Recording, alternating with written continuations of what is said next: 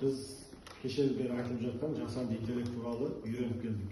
Енді сол жасанды интеллектті біз жаңағы сабақ жоспарында қалай қолданамыз, сол туралы айтып өтейін деген.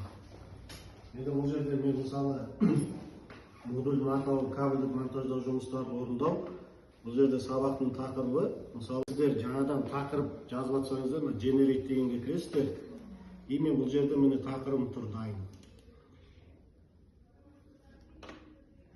Басын қатырмайсың. Иә, басты қатырмайсың. Жасанды интеллект оңай болды да. Енді міне бұл жерде біз мысалы балаларға басында 5-10 минут түсіндіретін кезде теория жүзінде түсіндіреміз. Бұл жерде уже бізде қысқа нұсқа жаңа теория жүзінде жазылған. Міне осы бойынша.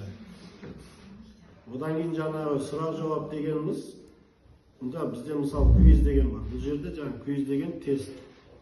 Бұл жерде өзі жаңағы жасанды интеллект бізге тест құрастырып береді.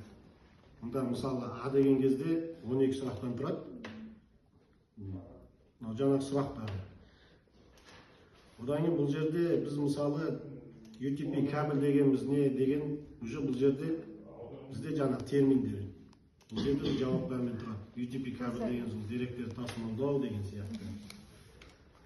Жаңа сабақтың басында осыны қолданамыз. Одан кейін сабақтың ортасында тоже ChatGPT-ді қолданамыз.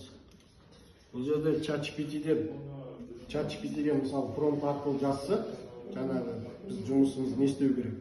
И соны жаңағы копировать етіп мына жерге қоямыз. Ол біз жерге ағылшынша қойылып береді да, и бізге мынандай сурет шығарып береді. Например, UTP кабельді RJ45-ге қалай жалғау керек. Свет бойынша мына жерде түрлері тұр. Сол бойынша жалғаймыз. Оны жаңа балаларға солай түсіндіріп береміз.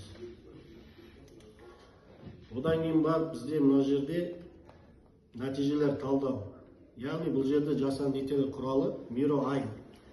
Бұл жерде біз тоже ChatGPT арқылы қолданамыз. Енді бұл жерде маған бассақ жеңіп береміз. Енді бұл жерде біз рефлексияға келсек, Mentimeter деген жасанды интеллект қолданамыз, жаңа платформасын қолданамыз. Бұл жерде бала сабақты қаншалықты түсінді, студенттер бұл жерде QR код арқылы өздерін бағалайды. Мысалы QR код арқылы кіреді да балалар. Бір бала түсінбедім дейді, 2-3 бала жартылай түсіндім дейді. Толық түсінсе, 5-6 бала мысалы белгілейді. Толық түсіндім, аз түсіндім, жартылай түсіндім. Жалпы осы курста өткен біздің тақырыбымыз осы. Назарларыңызға рахмет.